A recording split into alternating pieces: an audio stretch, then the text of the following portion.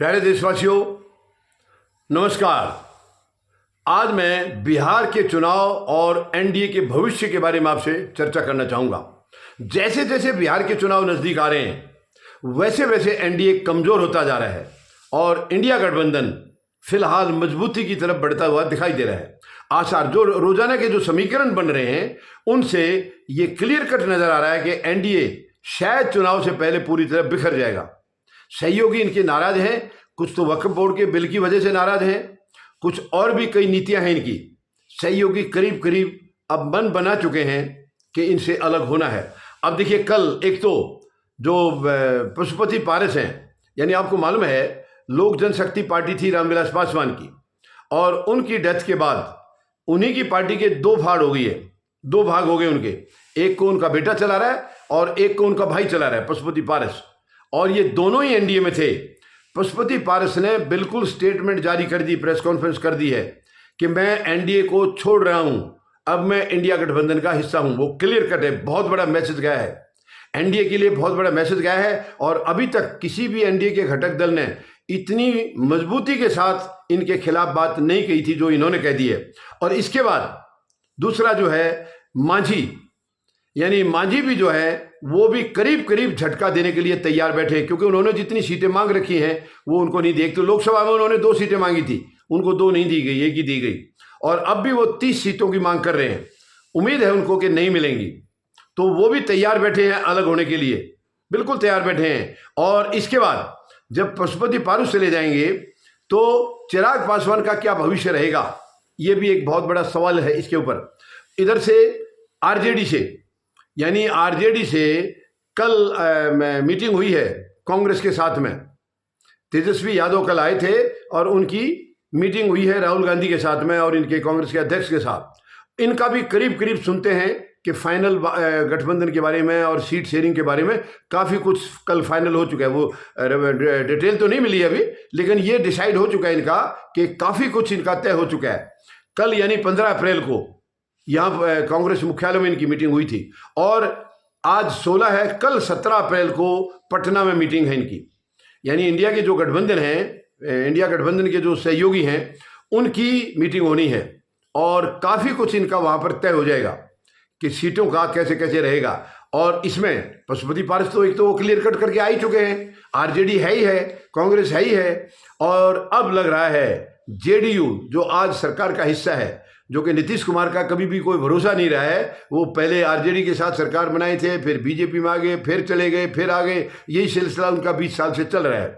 तो उनके लिए भी बहुत खतरनाक भविष्य नजर आ रहा है, क्योंकि जेडीयू भी टूटने के कगार पर पहुंचा हुआ है। वक्फ बोर्ड का जो बिल का जो आया है, ये पास होने का जो सिलसिला चला था, उसके बाद से जेडीयू में भी बुरी तरह से फूट के आसार नजर आ रहे हैं और कईयों ने आरजेडी से संपर्क किया है। तो कहने का मतलब है एनडीए मतलब पूरी तरह से बिखरता हुआ दिख रहा है। बची खुची बात अब क्या है, ये इसका जो आज वक्फ बोर्ड की सुनवाई है माननीय सर्वोच्च न्यायालय में, उसमें क्या रहता है, क्या रुख होता है वहाँ पर, ये भी काफ़ी कुछ इससे भी क्लियर होगा। यानी अब ये दल खुल के केवल इसलिए नहीं आ रहे हैं क्योंकि इनके अंदर भी खुद कमियां हैं, कुछ कमियां हैं। जैसे चंद्रबाबू नायडू का मैंने आपको बताया था, 5 लाख करोड़ का घोटाला है। अगर वो सरकार का समर्थन नहीं करता तो वो जेल में जाता। हालांकि सरकार का समर्थन नहीं करता तो सरकार गिर जाती तो इनको जेल में कौन भेजता, इंडिया गठबंधन में फिर चले जाते, क्योंकि भ्रष्टाचार तो सब जगह है, दोनों जगह है, सत्ता पक्ष में भी है, विपक्ष में भी है। तो वो उस 5 लाख करोड़ के घोटाले को छिपाने के लिए आज बीजेपी में बैठे हैं, उसी को छिपाने के लिए वो इंडिया गठबंधन में भी जा सकते थे। बट खैर वो बहुत समझदार मुख्यमंत्री हैं, 5 लाख करोड़ का जो घोटाला कर सकते हैं तो कितना समझदार होंगे आप देख लीजिए, आप अंदाजा लगा सकते हैं। तो कहने का मतलब वो खुल के नहीं आ पा रहे हैं, नीतीश खुल करके नहीं आ पा रहा है, ये भी समय की इंतजार में है। लेकिन अब जो एनडीए घटक दल से जो हिम्मत पशुपति पारस ने दिखाई है, इससे ये क्लियर हो गया है कि अब बाकी दलों को भी रास्ता मिल गया है। वो भी शायद जिसके ऊपर बहुत ज़्यादा भ्रष्टाचार के आरोप नहीं है, जिसको ज़्यादा भय नहीं है सरकार का, वो तो तुरंत आ जाएंगे, जहाँ तक मेरा ख्याल है बहुत जल्दी आएंगे। हाँ, जिनके ऊपर ईडी और सीबीआई वगैरह का इनकम टैक्स का साया अगर ऊपर सिर पर मंडरा रहा है, वो अभी शायद कुछ समय लगाएंगे, कुछ समय जरूर लगाएंगे। लेकिन ये तय हो गया है कि बिहार के चुनाव इस वक्त बहुत ही विशेष किस्म के होने वाले हैं। बहुत ही अलग किस्म के होने वाले हैं। नॉर्मल चुनाव जैसे पहले शुरू में दिखाई दे रहे थे वो ऐसे नहीं है। हालांकि भविष्य जो है ये इस साल के शुरुआत से ही ये मतलब मामला डामाडोल चल रहा है। नीतीश की कई बार ये आई थी मकर संक्रांति के टाइम, शायद वो उसको मनाने के बाद, त्यौहार को मनाने के बाद दही चूड़ा का जो भोज होता है उसके बाद शायद वो एनडीए छोड़ करके चले जाएंगे, आरजेडी के साथ सरकार बनाएंगे। ऐसी बातें खूब चर्चा में थी, जोरों पर थी, लेकिन वैसा हुआ नहीं है क्योंकि नीतीश कुमार असमंजस में हैं, दुविधा में फंसे हैं, क्या करें, रहें या जाए। हालांकि वो अंदर तो अपना मन बना चुके हैं, जो कि बाहर नहीं कह रहे, अंदर मन बना चुके हैं और मुझे पूरा भरोसा है वो भी छोड़ेंगे, एनडीए को छोड़ेंगे, क्योंकि उनके बगैर एनडीए भी फिर टिक नहीं पाएगा। एनडीए को अगर सीटें मिलेंगी तो नीतीश की वजह से मिलेंगी। एनडीए का, इनका बीजेपी का अपना वोट बैंक बेशक होगा, लेकिन सीटें नहीं आएंगी। सीटें लेने के लिए नीतीश कुमार का साथ रहना बहुत जरूरी है। तो मुझे लग रहा है नीतीश कुमार भी इनको धोखा देंगे एन वक्त पर। वो अभी नहीं देंगे, एन वक्त पर देंगे। भाई इनका वोट बैंक तो रेडी है, वो 10 दिन पहले फैसला कर लेंगे, तब भी हो जाएगा। कोई नई पार्टी है, नए आदमी को वहां पैर जमाने उसमें देर लगती है, और जनता को इनका तो एक इशारा होता भी है कि हमारे मालिक कब हमको हुक्म देंगे इधर जाने के लिए, हम चले जाएंगे। तो ये है माहौल। तो कुल मिलाकर के बिहार का चुनाव बहुत ही दिलचस्प चुनाव होने वाला है इस बार। क्या होगा, कैसे होगा, अभी कुछ क्लियर कहा नहीं जा सकता, लेकिन एनडीए तकरीबन टूटने की कगार पर पहुंच गया है, बिखरने की कगार पर पहुंच गया है। ये बिखरता हुआ जाने लग रहा है धीरे धीरे। मनमुटाव तो बहुत हो चुके हैं।